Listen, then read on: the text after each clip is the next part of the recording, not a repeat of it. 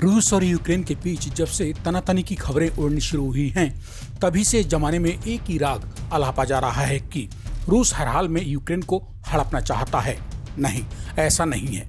संभव है कि आने वाले वक्त में यह सब कोरी बकवास सा धरा रह जाए और अंदर की कहानी वो निकलकर सामने आए जो दुनिया दांतों तले उंगली दबा ले।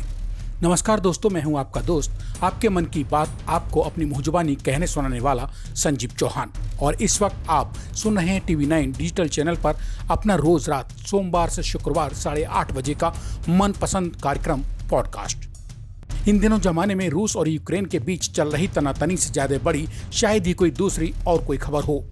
अब तक हम सब ने यही सुना पढ़ा है कि दोनों देशों की सेनाएं एक दूसरे की सीमाओं के सीने पर जाकर खड़ी हो गई हैं। कभी भी युद्ध हो सकता है। युद्ध रूस की ओर से शुरू होगा और न जाने क्या क्या बेसिर पैर की बातें। दोनों देशों के बीच युद्ध की खबरें एक महीने से देख सुन और पढ़कर सच्चाई जानने समझने वाले लोग अपना माथा पीटने लगे हैं कि आखिर एक महीने में युद्ध शुरू क्यों नहीं हो पाया, जबकि मीडिया सुबह से शाम तक जंग जंग जंग का ही राग अलाप रही है। नहीं दोस्त, घर बैठकर युद्ध की खबरें सुन लेना और सुना देना आसान है। जंग के मैदान में जुटकर जंग शुरू करने के लिए जिगर और एक मजबूत ब्लूप्रिंट की जरूरत होती है। जंग के अपने दूरगामी नफा नुकसान होते हैं। दो देशों के बीच जंग का मतलब तमाम इंसानी दुनिया में प्रगति के पहियों को भी जंग लगना होता है। दो देशों के बीच हुई एक जंग ना मालूम कितने इंसानों और देशों की जिंदगी को जंग लगाने की कुव्वत रखता है। तो फिर सोचिए भला, क्या यूक्रेन और रूस ही दुनिया के दो सबसे कम दिमाग देश आपकी नजर में बचे हैं, जो महज मीडिया की खबरों और हमारी आपकी सोच या फिर उत्सुकता को शांत करने के लिए खुद को बम बारूद और बंदूक के सामने अड़ा देंगे? नहीं, कदापि नहीं। देखते जाइए, जो रूस यूक्रेन की सीमाओं पर सबसे पहले गोला बम बारूद लेकर पहुंचा है, वही रूस एक यूक्रेन पर हमला बोलने से पहले 100 बार हमसे और आपसे कहीं ज्यादा सोचेगा। यह लड़ाई सिर्फ यूक्रेन और रूस के बीच की नहीं है। दरअसल ये ब्लूप्रिंट रूस की मजबूत रस्सियों के दोनों छोरों को नीचे लाने के लिए तैयार किया गया है। नाटो, अमेरिका और ब्रिटेन की मिलीभगत से यह बात रूस बखूबी जानता है। रूस अगर ब्रिटेन अमेरिका की अंदर खाने की घातक योजना को पहले से ही ताड़े या भांपे न बैठा होता, रूस को सिर्फ एक अदद यूक्रेन झपटने भर की दरकार होती, तो रूस यूक्रेन की ओर अपनी तोपों का मुंह खोलने से पहले इतना शोर शराबा मचने देने का भला मौका ही क्यों देता।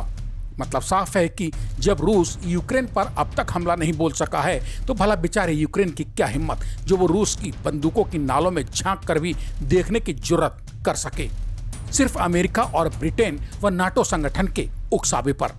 यूक्रेन भली भांति जानता है कि अगर रूस और उसकी यानी यूक्रेन की तोपों ने एक दूसरे की नालों के ऊपर गोला बारूद उगलना शुरू कर दिया, तो इन तोपों से निकले गोलों के शोलों से निकली आंख फोड़ू रोशनी अनगिनत को अंधा करने में शर्म नहीं खाएगी।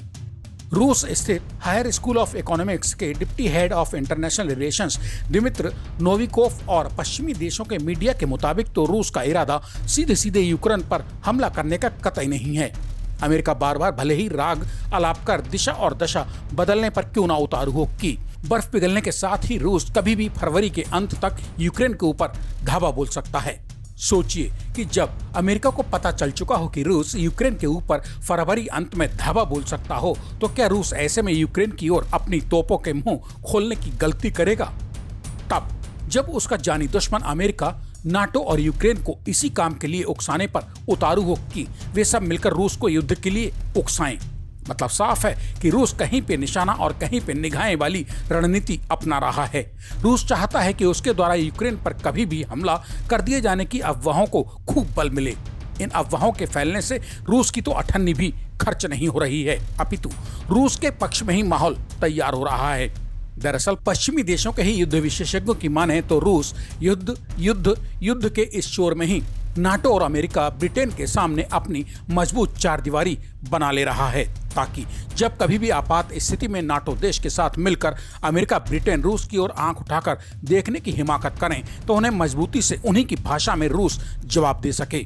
हाँ, इतना जरूर है कि यूक्रेन भले ही रूस से सीधे मोर्चाबंदी की कल्पना तक न कर रहा हो, मगर नाटो देश रूस और यूक्रेन के बीच जंग के इस शोर में अपने विस्तार के लिए दबे पांव पूर्व की ओर बढ़ने की जुगत में दिन रात जुटा है, इसमें कोई संदेह नहीं है। ऐसे में फिर भला सोचिए उन खबरों में कहां दम रह जाता है जिनके तहत रूस ने अपने 1 लाख सैनिक यूक्रेन के सीने पर ले जाकर खड़े कर दिए हैं यूक्रेन पर हमला करने के लिए। क्या ये संभव नहीं है कि नाटो के पूर्व की ओर आंख उठाकर देखने की कोशिशों को कुचलने की तैयारी भरो यूक्रेन की सीमा पर रूसी सेना का जमावड़ा? सच पूछिए तो जंग के हालात यूक्रेन और रूस के बीच नहीं हैं।